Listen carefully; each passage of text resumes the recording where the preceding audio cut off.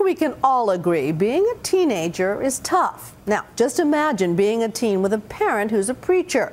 Tonight, we're going to introduce you to a young woman who says being bad was her reaction to the good book. She's just one of the stars of Lifetime's new reality show, Preacher's Daughters, poised to take the airwaves by storm, as ABC's Neil Karlinski reports.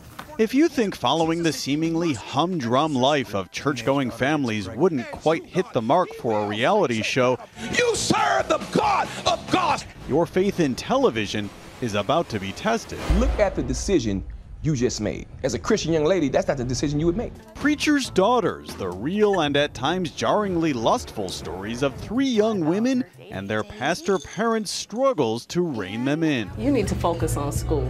That's what you need to do. I've been focusing on school and liking boys at the same time. There's no big difference. We spent a day in Central California with one of them, seemingly typical teenager Olivia Perry. When I say, oh, yeah, my dad's a pastor, they're like, oh, okay. Like, you must be, the good girl, or you don't do anything wrong. Anxious to prove her classmates wrong and fit in, Olivia spent a good chunk of her teenage years living a life filled with sin. I was hanging out with the wrong people, doing drugs, drinking, going to parties all the time, and seeing boys, doing things with boys. And I honestly loved the reaction that I would get when I would be like, yeah, my dad's a pastor, and be like, oh my gosh, you're a pastor's kid and you're at a party. In an unchurch-like but perhaps very reality TV-like moment, her straying from her faith and parents came with a most unexpected consequence. 18-year-old Olivia is now a single mother, living in her parents' house with her 11-month-old daughter Eden. She says her life is finally back on track, thanks to one unforgettable weekend fueled by drugs and alcohol. What changed then? What was the moment? I got my license suspended after I got in the car accident, and then the next day I found out that I was pregnant. And the next day? Mm-hmm. So it was just a weekend of, whoa. Today, her parents see baby Eden only as a blessing, but getting here wasn't easy. I felt sad and, like I said, disappointed with Olivia's choices. But I would say my faith really helped me get through that. Did you question yourselves and your roles as parents? Did you feel at all like you failed? Yeah, I don't think any parent could watch their kids go through difficulty and not go, what did I contribute to this? So definitely. The show is filled with this sort of thing, including one preacher father's worry that his daughter will turn to porn. What's this about some porno? God, please don't ever let my daughter become a porn star.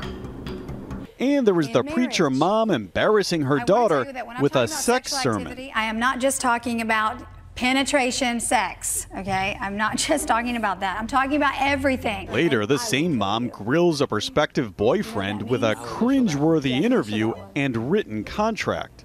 Have you kissed her yet?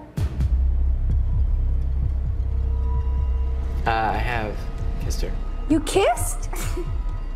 Olivia and her family face the uncomfortable moment she has to tell her parents she isn't sure who the baby's father is.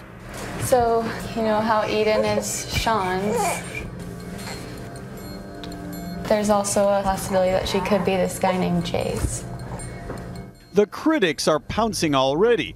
A group called 1 Million Moms is calling for a boycott of the show before it's aired a single episode, saying in a statement, this program is not only offensive to pastors, their daughters, and families all across the country, but to all Christians. To publicize someone's struggles for a buck and belittle pastors' daughters in the process is despicable. The Perry family strongly disagrees. They believe showing off their missteps will help others with their own challenges. You will be fairly or unfairly judged. I don't mind being accountable for the decisions I make and for the things that I do. But I think judgment from afar, it's unfortunate in our culture. We have a culture where cowardly people can become very brave behind a laptop computer. Olivia is now enrolled in community college. She has a job and says having Eden was the best thing that could have happened. And she's no longer embarrassed to be a preacher's daughter. I'm proud of it now. I love that I'm a preacher's daughter now. I don't want to prove it wrong or, rebel against that label. Like, I'm okay with it. I'm Neil Karlinski for Nightline in Oceano, California.